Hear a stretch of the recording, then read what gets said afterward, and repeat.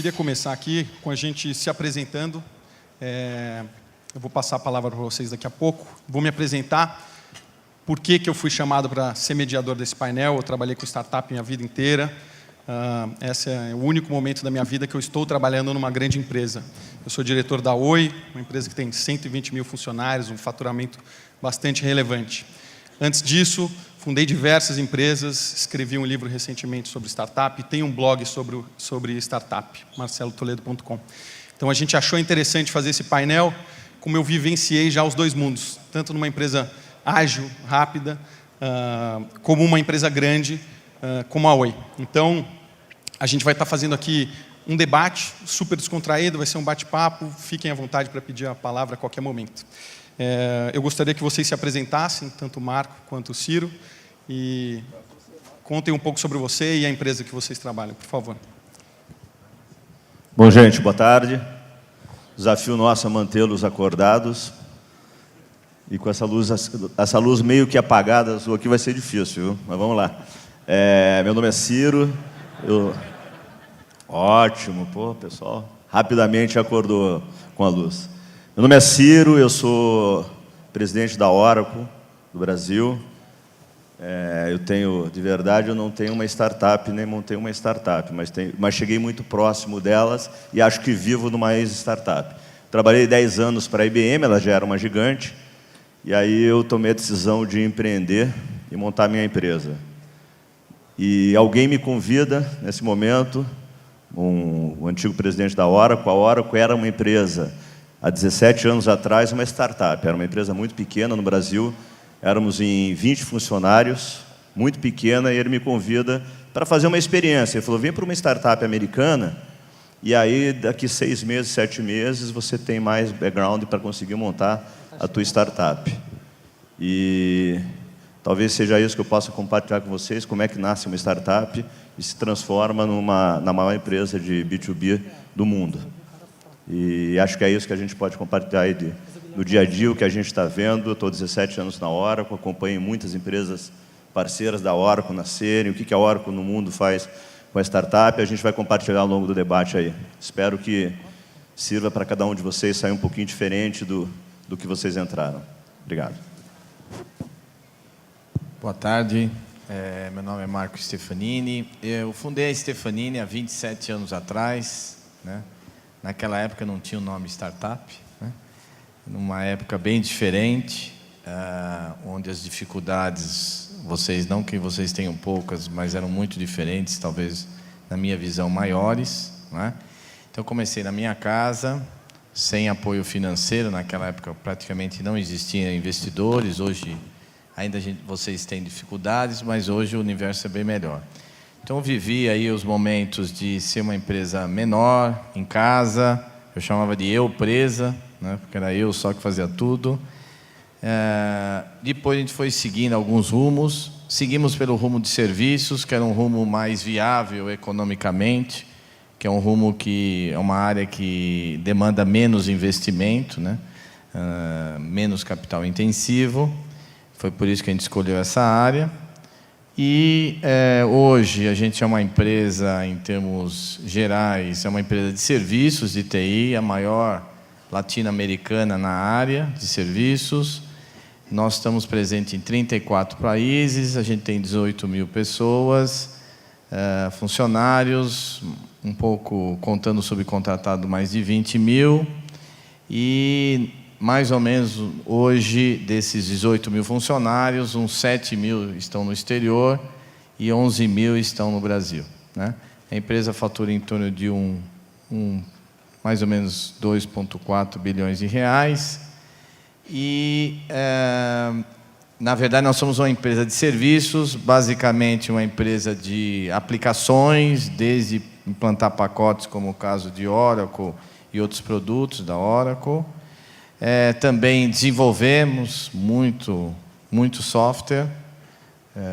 Normalmente o cliente é o dono da propriedade intelectual, né? Depois temos a parte de infraestrutura de serviços, gestão de data center, service desk, suporte técnico, e a parte de BPO. Também a gente tem bastante automação dentro do BPO. e até uma empresa de cartões de crédito hoje, que é a Orbital. É um spin-off da antiga Credicard, acho que vocês devem lembrar. Tá? Então, essa é a nossa história aqui. A gente vai tentar também compartilhar um pouco como eu vivi os vários mundos. Acho que tanto de um lado como do outro, sempre a vida é uma mão dupla, né? Então não existe o lado perfeito, existe sempre o aprendizado do melhor lado de cada um, né? Tá bom? Obrigado. Vocês, no começo das empresas de vocês, certamente vocês foram uma startup. E existe, parece que um consenso que as grandes empresas são massas mais lentas do que as startups. Vocês concordam com essa afirmação e vocês acham que a grande empresa tem o que aprender com a startup e pode utilizá-la como ferramenta de melhoria dessa agilidade? Bom, do meu lado, o que eu acho? Como mestre de cerimônia, já antecipou praticamente, né? Parabéns, falou certinho aí.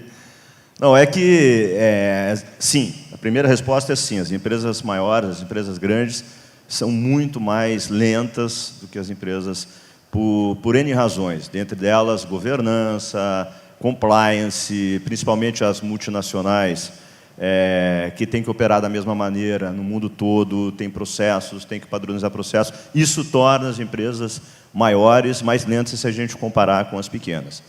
O que a gente tem a aprender com as pequenas são principalmente na área da Oracle, que é a área de software, de hardware, mais tecnologia da informação, quem domina o mercado, quem muda, vamos dizer diferente, quem é o responsável pelas inovações são as startups. Raramente vocês vão ver uma empresa grande criar inovação. Criar inovação, o que é criar inovação? Não inovar, mas mudar o rumo da tecnologia. Quem transformou o mercado dos antigos e grandes, talvez muitos daqui não lembrem, não saibam, mas de mainframes, mais ou menos em 95, 96, foram umas pequenas empresas. Uma delas era a Oracle, que tinha acabado de lançar um banco de dados que corria numa plataforma baixa. E viu com isso uma possibilidade de transformar. Por volta do ano 2000, a gente pode se lembrar de Netscape, de todo o movimento feito pela internet. Não foi empresas tradicionais como IBM, Microsoft, Oracle, que mudaram e transformaram o mercado na internet. E agora, com o mercado fortemente cloud, são as empresas de nicho, são as startups que estão transformando a direção. O que faz manterem as gigantes vivas é a rapidez de seguir as pequenas empresas. É notarem que essa inovação vai se transformar numa revolução e a gente seguir. Por outro lado, quando um cargueiro desse, um navio gigante desse, ele demora para fazer a virada, mas a hora que vira, sai de baixo, porque ela tem uma velocidade, empreende uma velocidade. E esse é o diferencial das empresas. O que vai manter as empresas grandes, vocês vão, em poucos anos, descobrir que muitas empresas que existem hoje, gigantes, vão desaparecer completamente, não vão conseguir acompanhar a revolução. Eu costumo dizer que essa revolução digital, para dar um nome a essa revolução, aconteceu mais ou menos por volta do ano 2000, são 15 anos. Em 15 anos, essa revolução ela já fez mais pelas empresas, pelas nossas vidas, do que a Revolução Industrial fez em 150 anos. Então, para nós, a gente tem que acompanhar esse movimento das pequenas. A gente aprende com ela, a gente espera que a inovação venha. E na Oracle, para dar uma noção da importância de startup, nós compramos, nos últimos 8 anos, mais do que 50 bilhões de dólares em empresas de startup para compor a nossa solução. A minha resposta não poderia ser também, claro, que as empresas grandes certamente são muito mais lentas que as empresas menores, não é? Abordando, concordo plenamente com o Ciro, sempre quando a gente avalia alguma situação, a gente às vezes tem pontos que são relativamente fundamentados e outros nem tanto, né? Então, olhando uma empresa grande, com certeza ela tem bastante motivos para ser mais lenta, como o Ciro mencionou vários, né? Questão de governança, questão de alinhamento interno, questão de alinhar com o legado que já tem, seja tecnológico, seja comercial, seja a própria estrutura que ele já existe.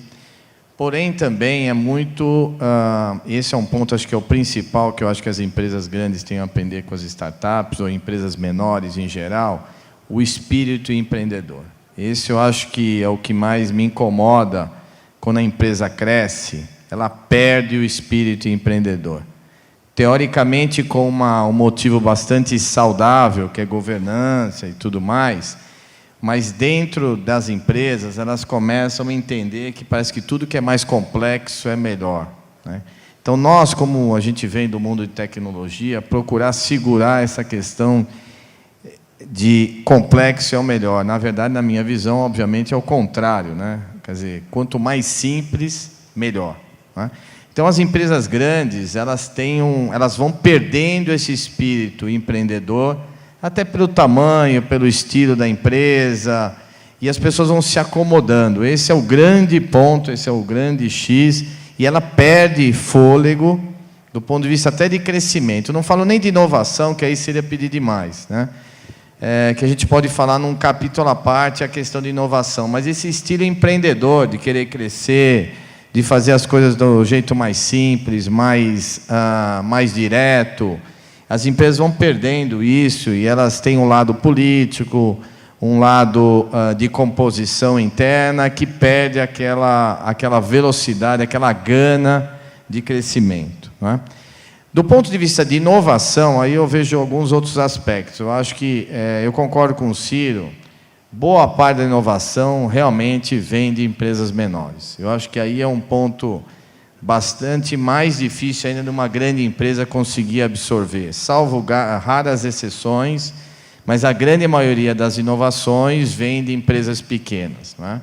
Então, o ambiente que elas convivem, pessoas determinadas, com foco, isso fazem a diferença. O que é possível, muitas vezes, existem combinações desses dois mundos muito distintos, que esses dois mundos podem conviver bem ou muito mal, né? Então, no caso, por exemplo, empresas de tecnologia, de pura tecnologia, tipo uma Oracle e outras do estilo da Oracle, eles têm uma linha de comprar, de fazer aquisição dessas empresas, eles absorvem essa inovação e depois dão uma escala industrial, dão uma escala comercial global, fazem a integração de diversos produtos, dão uma visão, às vezes, de arquitetura melhor. Então, eles dão uma cara dessa. No nosso caso, como a gente é uma empresa de soluções, de serviços, esse mundo de inovação é mais recente, que normalmente inovação era muito mais amarrado, muitos anos atrás, a hardware, hoje não mais, e hoje a software, né? Agora também vem serviços, porque quando você oferece uma solução completa para o cliente, ela também é inovadora. Então, ela pode se compor de diversos produtos e ofertas ali dentro, desde empresas consagradas como Microsoft, Oracle e SAP, mas também de muitos produtos de vocês. Então, a gente também vem criando um universo de dar espaço para essas empresas trabalharem em conjunto, sendo sócios ou não, tá? Então, resumindo, eu acho que o principal é tentar manter nas grandes empresas pelo menos um mínimo de visão empreendedora, mesmo dentro de um ambiente não muito favorável a esse espírito, tá? Eu acho que esse é o primeiro ponto. E o segundo ponto na questão de inovação é como é que a gente vai criando ao longo do tempo, tanto do lado das startups, das empresas que estão iniciando, como das empresas consolidadas, essa visão em comum de como trabalhar junto, que os dois têm muito a ganhar. Deixa eu só complementar aqui, gostei do Marcos. Vamos ver se a gente tem aqui, só fazer um teste. Levanta a mão na empresa de cada um de vocês que tenha mais de 10 funcionários. Até que tem bastante. Fica com a mão levantada, por gentileza. Desses 10 funcionários, aqueles que acham que os 10 funcionários são extremamente empreendedores, deixam a mão lá em cima. Viu? Multiplica isso por muito, vocês vão ver que é difícil. Essa foi boa. Com 10 já foi difícil, imagine com 20 mil como Marco e 150 mil como Oracle. Vocês falaram bastante de fusão e aquisição. E eu observo que isso faz parte da estratégia de cada uma das empresas, cada um fez a aquisição de uma forma. E isso foi uma forma de de vocês se manterem no topo e até ganhar mercado, se proteger de quem estava entrando, no caso da Oracle, aquisições estratégicas como, por exemplo, o MySQL, que faz total sentido. No caso da Stefanini, via aquisição de empresa de segurança. Então, eu queria entender como é que funciona isso dentro da empresa de vocês hoje. Existe um departamento específico de M&A? Existe alguém olhando para o mercado? Como é que funciona a decisão, o gatilho de precisamos comprar essa empresa porque é estratégico por causa disso, disso e disso? A estratégia é apoiada em 3 pilares. Primeiro, obviamente, a estratégia executiva, que decide que é um caminho, uma revolução, está indo para um lado, por exemplo, o mundo do cloud. O mundo vai ser cloud, queiramos ou não nós, da indústria, ele vai ser um mundo vendido como serviço. Segundo, é desenhado um portfólio. Acho que uma coisa importante para vocês, eu estava lendo um livro recente, chama Eclosão do Twitter. Não sei se alguém de vocês leu, mas é muito importante para vocês que têm startup, para pegar várias lições ali, chama A Eclosão do Twitter. E uma coisa bem interessante que eles têm, e isso leva a grande empresa também, cada empresa de vocês tem que ter um propósito, tem que ter uma razão, tem que ter um valor de existir. E esse valor, esse propósito, ele não pode ser alterado. Valores a gente não ensina, a gente transmite. A gente não prega na parede quais são os valores da empresa. Não é assim que a gente faz em casa com os nossos filhos. O filho chega com uma borracha que não é dele, você pergunta de quem é e manda devolver se ele não for dele. Então, esses valores não se transmitem, esses valores se transmitem. O propósito da empresa não pode mudar. E aí, em propósito, por exemplo, com uma empresa como a Oracle, o propósito da Oracle é ajudar as empresas a se tornarem mais eficientes, vendendo mais, reduzindo custos. E reduzindo o custo total de propriedade, trazendo para dentro da Oracle a complexidade do ambiente de TI e cada vez mais deixar os usuários sendo usuários. Uma empresa de automotiva, ela fabrica automóveis. Ela não tem que ter que ficar dentro do ambiente de tecnologia de informação, gastando muito dinheiro, muito tempo em algo que não é foco para eles. Para isso, como é que faz? A gente tem o segundo pilar. Primeiro, o executivo, que decide a direção. Segundo, a arquitetura, que desenha uma solução completa. Como é que seria um mundo ideal com todas as soluções de tecnologia, hardware, software, serviços combinados? E aí a gente parte para a aquisição. Existe formalmente um departamento de Merger and Acquisitions na Oracle, e ele fica vendo soluções que podem se aplicar ao mundo.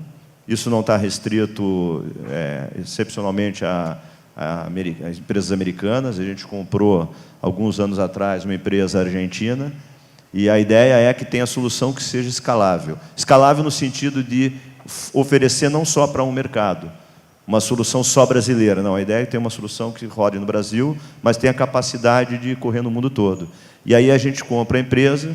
Quando a gente compra a empresa, a gente compra o capital intelectual, não compra o produto, obviamente, porque o que importa é o capital intelectual, e a gente mantém intacto, a gente não demite ninguém da área de desenvolvimento, continua igual, continua quase que se fosse uma startup dentro da Oracle, reportando a desenvolvimento, mas não conectado com as outras no sentido de mesclado.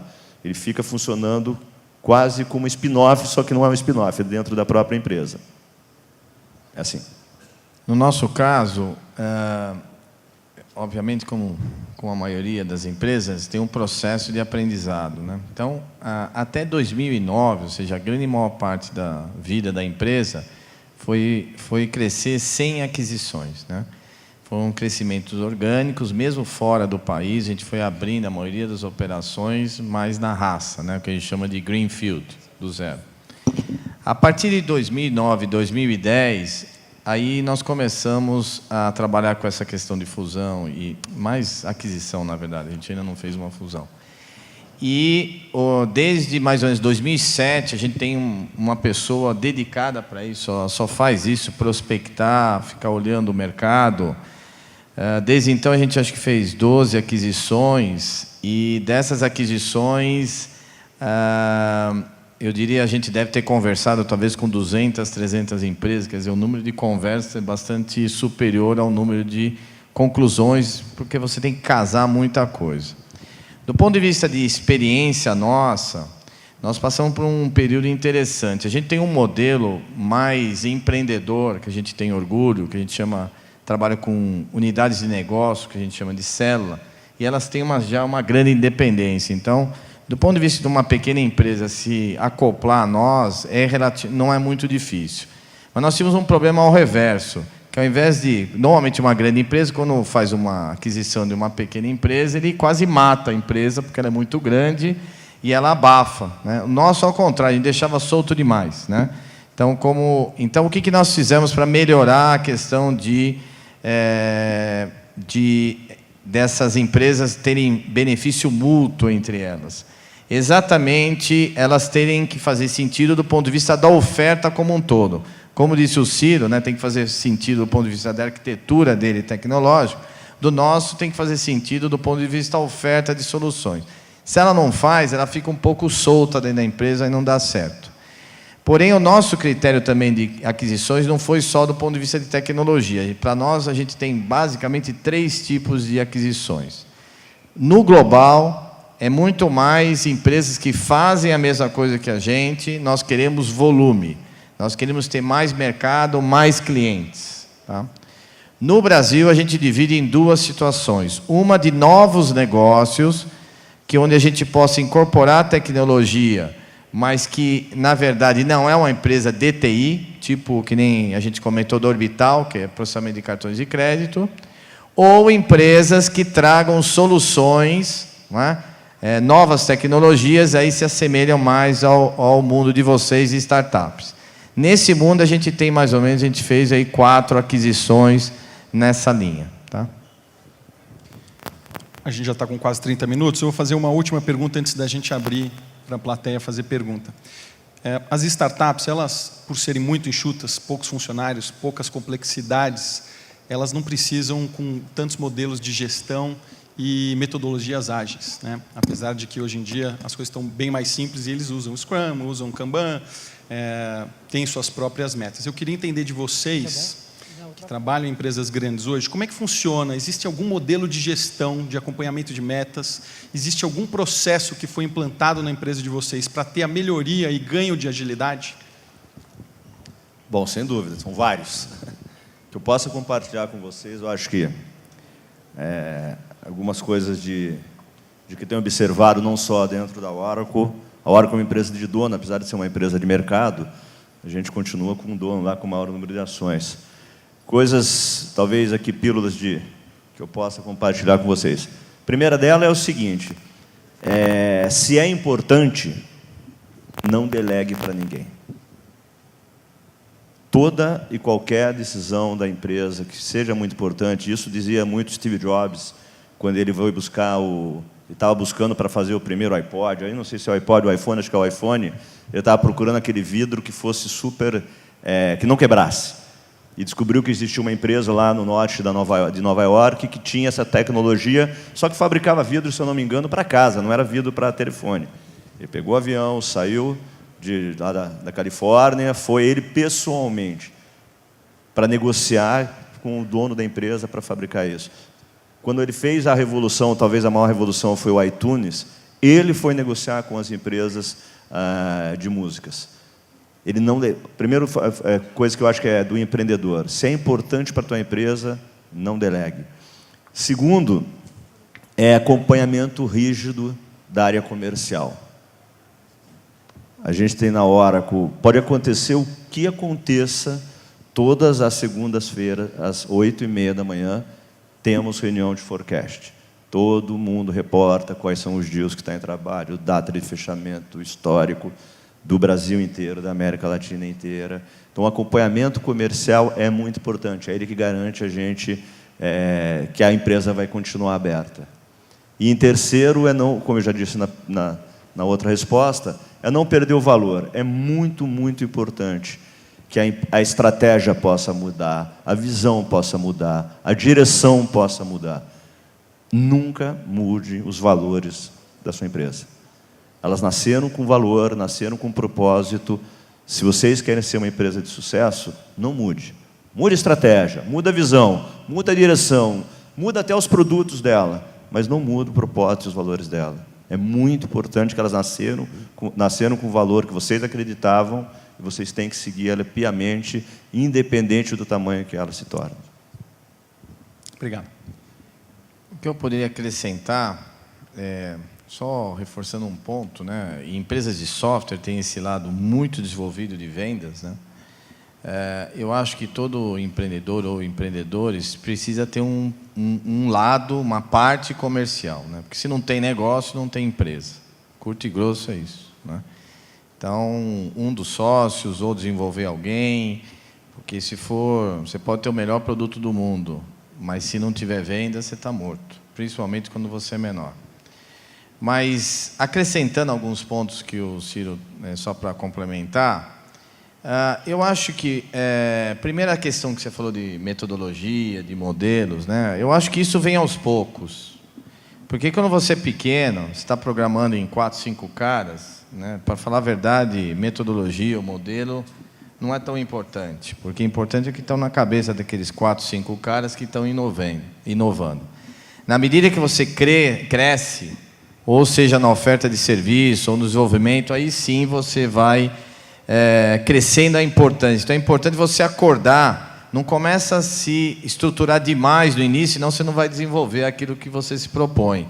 E você vai morrer e vai gastar mais e vai morrer antes. Mas ao longo do tempo você tem que ser esse termômetro e perceber, estou crescendo, então aos poucos eu vou me estruturando. Tá? Então acho que esse é um ponto importante nesse equilíbrio, porque ao longo da vida, como empreendedor, você vai mudando os seus desafios claramente. No início, quando a empresa é pequena, o teu desafio é pôr um produto no ar, é sobreviver, né? Conseguir um espaço. Depois você vai estruturando. Né? Tá? Então, acho que esse é um ponto importante. Agora, eu acho que pelo cenário que eu vivi, talvez, em relação ao que vocês vivem hoje, mesmo sendo um cenário muito diferente do que a Califórnia vive, de uma quantidade enorme de investidores e tudo mais, eu acho que um ponto importante, outro dia eu li na Veja, acho que na última, é a consciência de ser espartano no controle de custos. Né? Isso é importante. Dependendo da situação que vocês vivem, às vezes tem startup lá no início, você está nesse controle mesmo, você não tem outra saída. Mas a partir do momento que você começa a receber investidores, é importante não perder essa disciplina financeira. Né? Hoje eu vejo várias empresas que praticamente ter resultado, ter controle de custo não é uma coisa importante. Eu particularmente acho que ao longo do tempo vocês têm que implementar isso, essa disciplina financeira, principalmente no cenário como o Brasil, que não tem a quantidade de investidores, de angels, assim por diante. Vocês precisam ter esse tipo de disciplina financeira para controlar o custo. Tá? Talvez seja até mais importante antes do que ter uma metodologia técnica, porque no fundo desenvolver vocês sabem em geral. Tá? Por último, acho que duas mensagens adicionais. Uma é a questão, para qualquer empresa, não importa o número de pessoas, lidar com gente é fundamental. Se vocês têm dificuldade, eu tinha no passado, vocês têm que desenvolver esse perfil. Se vocês não sabem desenvolver pessoas, vocês vão ter dificuldade, mesmo sendo uma empresa pequena. Tá? O segundo aí é uma característica de Brasil. O Brasil é um país muito complexo, burocrático e cada vez mais engessado do ponto de vista fiscal. Portanto, eu sugiro a vocês, mesmo que desde o início, procurem ter um certo carinho pela essa burocracia, que é um inferno fiscal, porque até quando vocês forem receber investidores ou crescerem, se vocês têm uma empresa pelo menos razoavelmente organizada, cuidado, ela não precisa ser uma empresa de auditoria, né? Senão você esqueceu o teu negócio e virou, não é isso que eu estou recomendando. Mas não esqueçam demais essa parte. Porque hoje o Brasil, qualquer coisa, você toma autuações, você vê grandes empresas tomando autuações. Hoje, essa questão fiscal é um problema para a empresa. Então, cuidado desses dois, eu sempre brinco assim, independente de você conhecer o seu negócio ou não, duas coisas você tem que conhecer, psicologia e direito, infelizmente, né? Principalmente na segunda parte. Mas desculpem os advogados que estejam presentes aqui. Ainda temos tempo para algumas perguntas. Eu gostaria de abrir. Quem quiser fazer pergunta, por favor, levanta a mão. Tudo bem? Tudo bem? Estou em casa aí, né? Eu queria fazer uma parte importante do... Se apresenta, Gustavo. Eu sou o Gustavo, presidente da Associação Brasileira de Startups. E eu convidei os dois, mas Eles me Quase conhecem. ninguém te conhece aqui, né? Mas o... Não, então, eu queria saber o seguinte, eu vejo que uma parte importante no ecossistema de startups é a aquisição no final, né? Você tem muito investimento no começo, quando você tem muita saída depois. Ninguém vai botar o dinheiro se o negócio nunca vai retornar. E por que o Ciro falou um negócio interessante de aquisição da Oracle? Por que poucas empresas, eu vejo muitas multinacionais com muita dificuldade de adquirir empresas aqui no Brasil? Por que isso acontece? Eu vejo Google, Microsoft, Oracle compram quase mais de uma empresa por mês nos Estados Unidos, e às vezes empresinhas pequenininhas, e aqui no Brasil a gente não vê essa quantidade de saídas, né? Como é que vocês explicam essa falta de liquidez assim, no mercado de startup? Eu acho, não tenho assim, Gustavo, nada assim muito direto, mas a análise que eu faço, eu já passei vários nomes de empresas brasileiras para ser analisado. É que a gente está começando. Eu acho que muito de vocês aqui, quando começaram montando a empresa de vocês estão muito mais pensando em ter sucesso no Brasil. E não por natureza ter sucesso fora já do Brasil. E a Oracle, como é uma empresa global, as aquisições dela passam necessariamente por soluções que sejam capazes de serem replicadas. A gente não compra empresas iguais às nossas para o mesmo mercado. A gente não compra mercado, a gente compra solução complementar. Como a gente compra a solução complementar, ela tem que correr fora do Brasil. Eu entendo que, normalmente, a gente cria nossas empresas aqui no Brasil, é algo novo, empreendedorismo no Brasil não é algo super desenvolvido, eles estão muito mais desenvolvidos, e sempre que você vê uma empresa, uma startup fora do país, ela já tem uma característica globalizada. Acho que é muito mais pela carência hoje que a gente dá certo no Brasil, já é uma dificuldade, então a gente acaba nem pensando em fazê-la globalmente. Normalmente, por exemplo, software está tudo escrito em português, a gente, quero fazer alguma coisa em português antes de sair para fora do país. Eu acho que esse é o principal gap que a gente tem. As startups nascerem, mas nascerem sempre pensando no Brasil, não pensando fora do Brasil. Mas não tem nenhum limite interno, zero restrição à aquisição de empresas fora do eixo Europa, Estados Unidos. Queria acrescentar, como eu tive aí a experiência de ser pioneiro e ir para fora e tudo mais, eu queria acrescentar 2 pontos. Primeiro, sempre tentar replicar o modelo Califórnia, acho que é um erro, acho que nenhuma região, nem nos Estados Unidos, conseguiu repetir. Ali criou um mundo, até de gente que já ganhou muito dinheiro e tem disponibilidade e despreendimento para pôr em coisas até bastante diferentes. Então, mesmo nos Estados Unidos, você não consegue replicar o modelo Califórnia. Por uma série de questões, aí minha resposta vai ficar longa. Então, a gente não pode se moldar no modelo Califórnia, acho que para todos, não é? Esse é um lado aí, mais do lado americano e tudo. E é claro que boa parte da inovação, todo esse mercado vem dos Estados Unidos, e a sinergia que ele tem, obviamente, ele tem mais familiaridade, mais conforto lá nos Estados Unidos. Mas o segundo ponto tem a ver com a gente, que eu acho que isso a gente pode melhorar bastante. O Brasil ainda é muito local. Para quem vai para fora, a gente pensa muito local. É impressionante, aí o que um pouco o Ciro falou, por mais que a gente às vezes até tenha ideias de fora, consulte, hoje vocês têm um nível de comunicação e interação muito acima da média com o exterior que a gente tinha somente há 10, 15 anos atrás, mas ainda a gente é um pouco, entre aspas, talvez provinciano, muito local. E aí, para você entrar nesse jogo, tem que abrir mais a cabeça. A grande resposta é, muitas vezes, tomar cuidado, porque às vezes você vai lá para fora e também não tem fôlego para aguentar o tranco, e, no fim, as coisas vêm por partes. Mas esse é um ponto importante. Tentar abrir um pouco mais a cabeça e pensar um pouco mais global, mesmo que seja num segundo estágio. Porque o primeiro estágio você tem que sobreviver e dar certo, né? Senão você também sonha demais, voa muito alto e o avião está pegando fogo lá, você nem percebeu. Temos espaço para uma última pergunta. Vamos lá. Olá, boa tarde, eu sou o Marcelo. Eu queria saber o seguinte, é sabido que diversas startups desenvolvem soluções, muitas vezes complementares a produtos de grandes empresas, a Oracle, por exemplo. E eu enxergo que tem 2 saídas para isso. Ou a grande empresa adquire a startup, ou, de alguma forma, ela usa a sua força financeira, de influência e tudo mais, para desenvolver um produto semelhante àquele, complementando a sua solução, evoluindo o produto e, de alguma forma, matando aquela startup. Como é que funciona isso? Como é que vocês avaliam isso? Poxa, nós vamos desenvolver isso, adicionar no roadmap do nosso produto, ou vamos adquirir essa empresa? Como é que vocês avaliam isso? Bom, pela Oracle é time to market, sem dúvida nenhuma. Quanto tempo eu levo para desenvolver versus quanto custa para comprar e quanto eu coloco ela operacional dentro do portfólio. Vou tirar a parte técnica, se a solução complementa, se a solução é abrangente, vou tirar essa parte técnica, mas a decisão simplesmente é time to market. Quanto tempo eu levo, qual o tamanho dessa empresa versus o número de clientes, quanto de retorno ela dá e qual é o tempo. É um time to market, praticamente um ROI básico.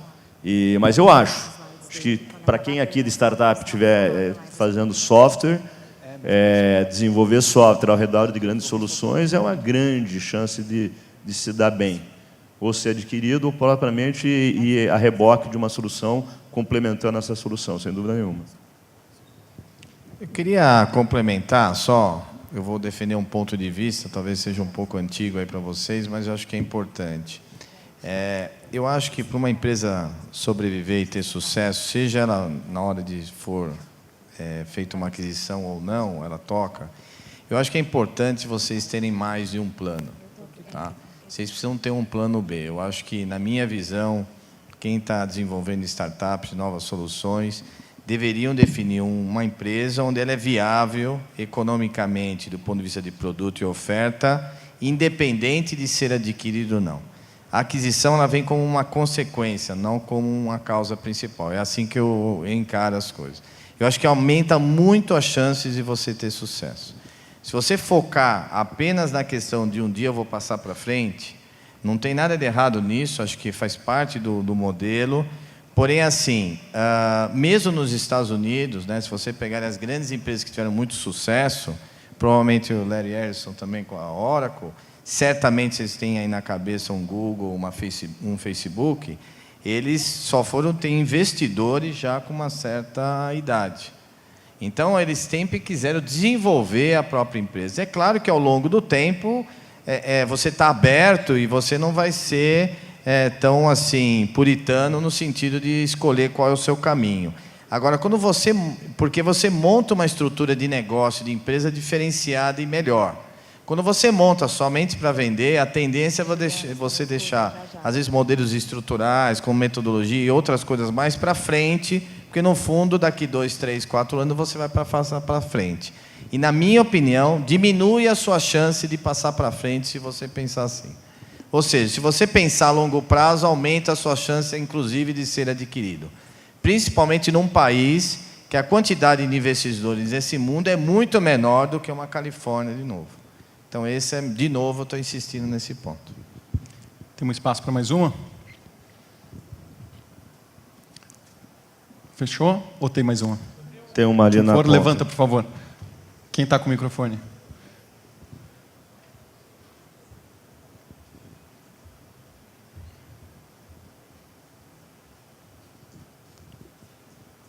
Se apresenta, por favor. Meu nome é Márcio, trabalho com uma startup de Big Data focada em e-commerce. E minha pergunta é a seguinte: muitos investidores já têm alertado que o Brasil não correspondeu ao que eles esperavam. E tem muita gente olhando para a China hoje. Eu quero saber o que você recomendaria para uma startup, que é uma empresa pequena, que não consegue arriscar tanto, olhando para esse mercado de fora. Ok. Eu acho, primeiro, pensa no Brasil. Nós somos suficientemente grandes e tem suficientemente potencial. Talvez o investidor esteja falando para a startup, não sei bem que tipo de investidor disse isso, mas o Brasil, sem dúvida nenhuma, é um potencial enorme, gigante. Você, na área de e-commerce, é uma área extremamente carente, extremamente crescente no país. Primeiro, eu acho, como eu disse antes, dá certo no Brasil e pensa, obviamente, no segundo passo, ir para o exterior. Não necessariamente você precisa ir para uma China, mas você pode ir à América Latina, pode ir ao lado, que um custo muito menor de investimento, o custo não só de investimento, mas você pode fazer parcerias com outras empresas afins da região, pode complementar outras soluções, irem juntos, abrir escritório junto, juntem-se em três, que provê soluções de comércio eletrônico, marketing digital, website, sei lá, alguma coisa nesse tipo, meio de pagamento, e vão juntos. Eu potencializaria muito mais meu negócio no Brasil antes de pensar para fora. Eu acho que eu tenho zero dúvidas que o Brasil é um grande potencial, ainda vai ser um grande consumidor das nossas empresas. E só para fechar, eu acho que, não sei se a gente vai fazer encerramento ou não. Eu queria só agradecer e dar um toque para vocês. Tá? Eu queria agradecer muito à Associação Brasileira de Startups, em nome do Gustavo Caetano. Muito obrigado pelo convite. Eu acho que esse evento é ímpar. Se eu posso deixar uma dica para cada um de vocês, um dos grandes diferenciais das startups é que elas se reúnem fora do país. O modelo, como o Marco disse, nós não queremos replicar o modelo de São Francisco, obviamente, da Califórnia, do Vale do Silício. Mas uma iniciativa que vocês têm que insistir é esse fórum aqui. Insisto em participar de fórum, escutar empresas como vocês, escutar outras empresas. Esse é um dos grandes diferenciais. Quem já esteve em uma rodada fora do Brasil vai perceber que as startups se encontram, trocam ideias, fazem parcerias, escutam as grandes empresas e se movem muitas vezes por dicas e conselhos de outras startups. Esse evento é extremamente importante, por isso que eu queria agradecer a toda a Associação Brasileira, a vocês que estiveram aqui, em nome do Gustavo, continuem fazendo parte. Eu acho que isso aqui, além de tudo, é um exemplo de networking para que vocês deem o próximo passo na sua empresa.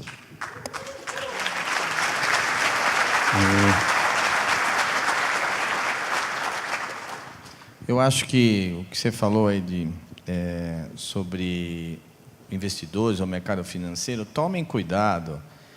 A característica do mercado financeiro é visão de curto prazo, é de quarter, é de ano no máximo. Tá? Quem tem visão de investidor, você pensa a longo prazo. Então, não se... que nem eu ouvia um grande empresário falava, quando ele decidia fazer algum investimento, ele não lia o jornal nos dias anteriores, porque senão o cara desanima mesmo, né? Então, eu acho que tem que ser um pouco você remar contra a maré. Então, assim, não se incomodem. Claro, não vai fazer loucura também ser um doido que não ouve ninguém, mas é um meio termo. Esse pessoal financeiro, eles vivem muito. O Brasil era o queridinho há 3 anos atrás, 4 anos, agora é o México não está crescendo. Então, tome um pouco de cuidado com esses extremos, tá? Eu acho que a gente não pode ser surdo, mas ouvir demais também atrapalha, tá? Esse é um ponto.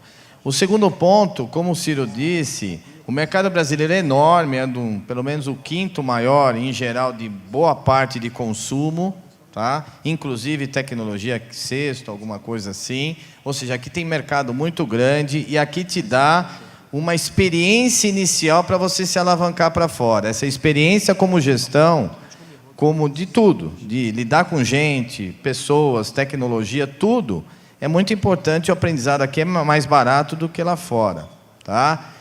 O terceiro ponto, que assim, eu acredito, quanto mais eu tenho operações no exterior, o profissional brasileiro é um excelente profissional de tecnologia, é um dos poucos que conseguem alinhar visão de negócios, mais uma visão de criatividade, à tecnologia em si.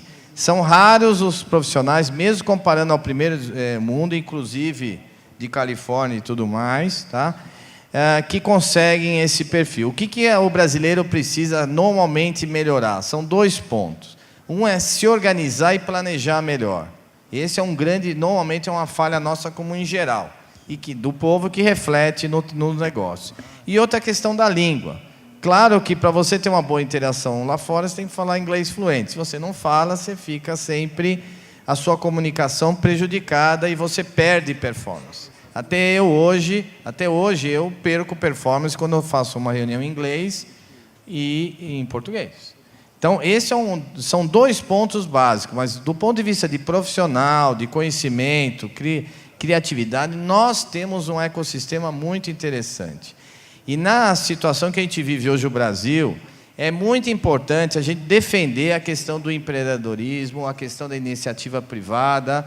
Eu tenho procurado, principalmente nesses momentos aí mais conturbados aí nos últimos meses com a eleição, independente qual é o governo ou não, nós temos que defender essa bandeira. Tá? De certa maneira, o Brasil não pode tomar um caminho onde somente o assistencialismo seja uma das vertentes brasileiras. Tá? Até porque, para distribuir, tem que criar riqueza.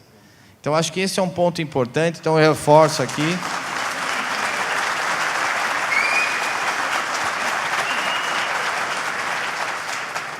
Obrigado. E eu reforço aqui o ponto do Ciro. Acho que sempre quando tiver esses eventos, esses movimentos, é importante vocês participarem.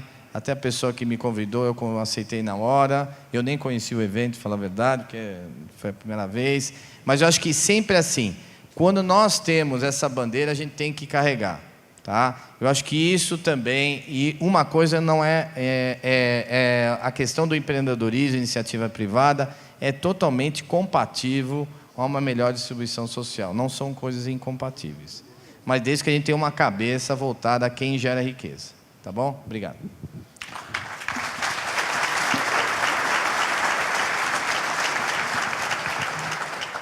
Dicas valiosas. Obrigado pela presença no painel, Marco Stefanini, presidente da Stefanini, e Ciro Dil, presidente da Oracle. Uma salva de palmas, por favor. Obrigado.